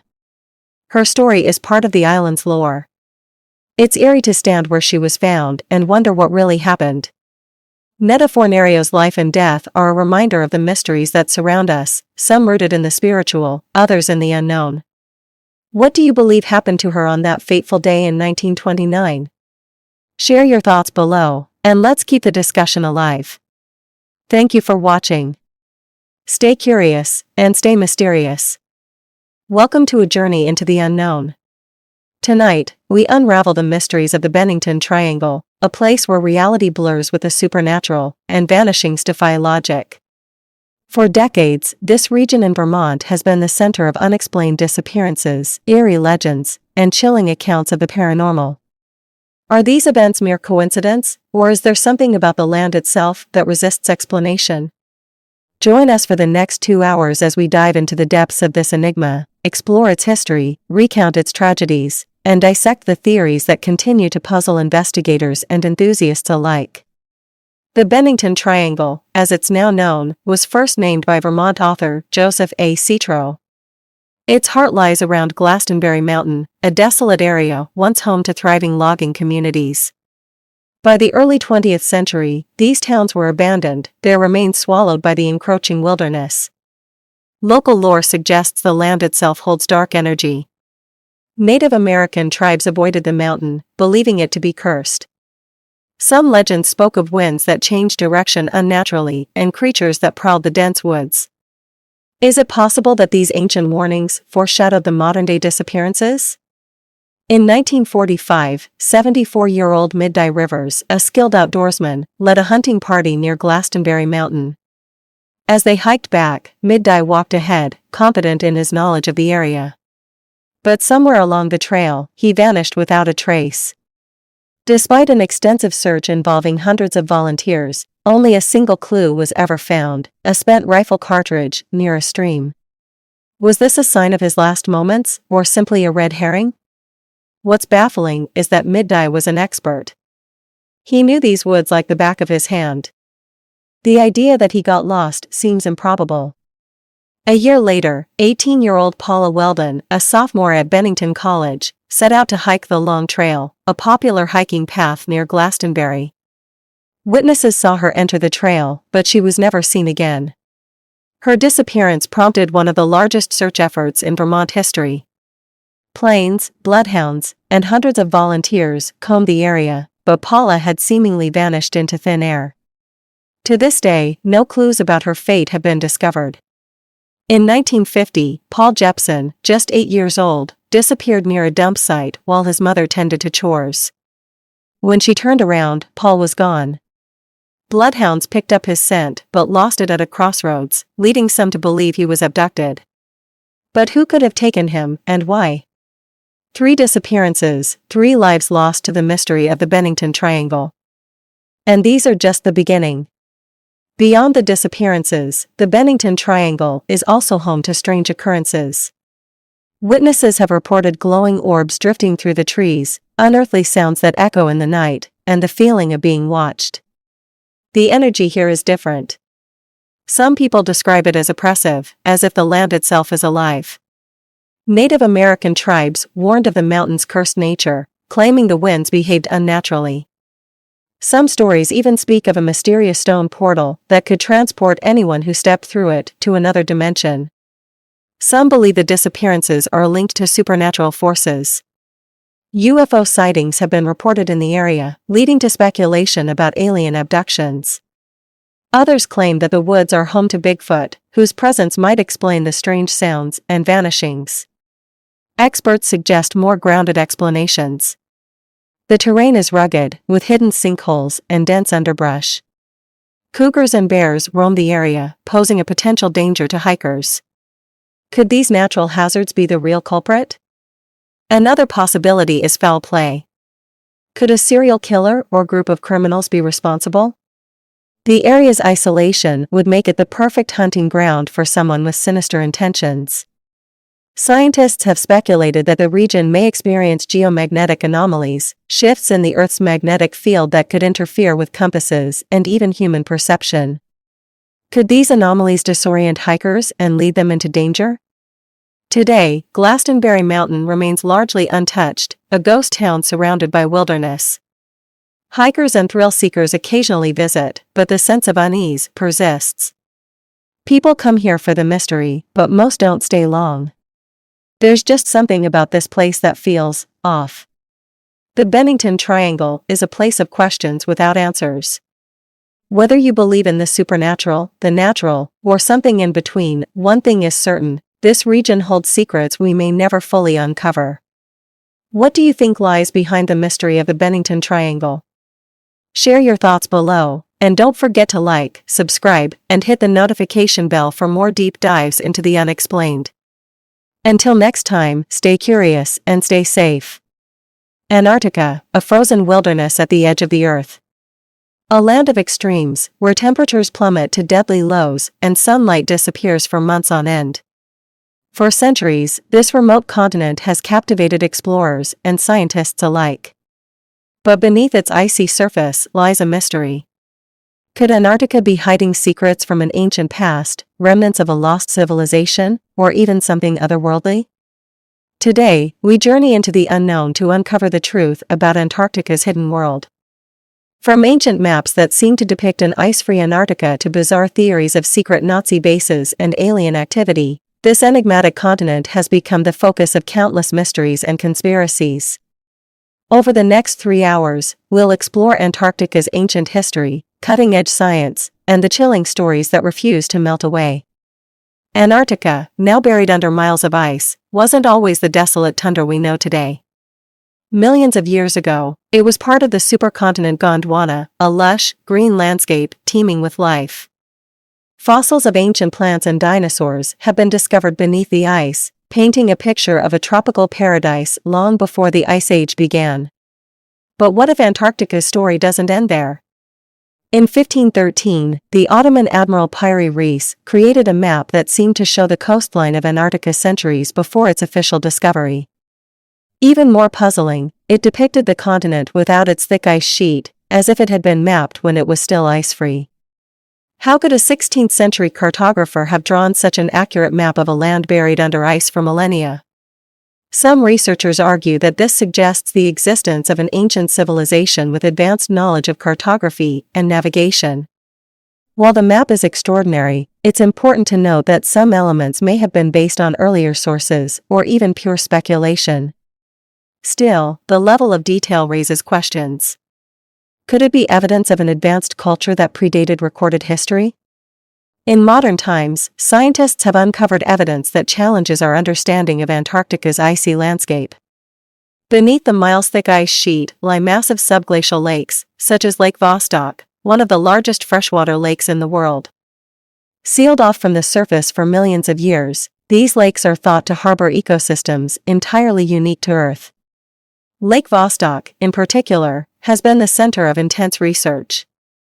Some claim its isolated waters may contain microbial life forms that evolved independently, offering a glimpse into what life might look like on icy moons like Europa or Enceladus.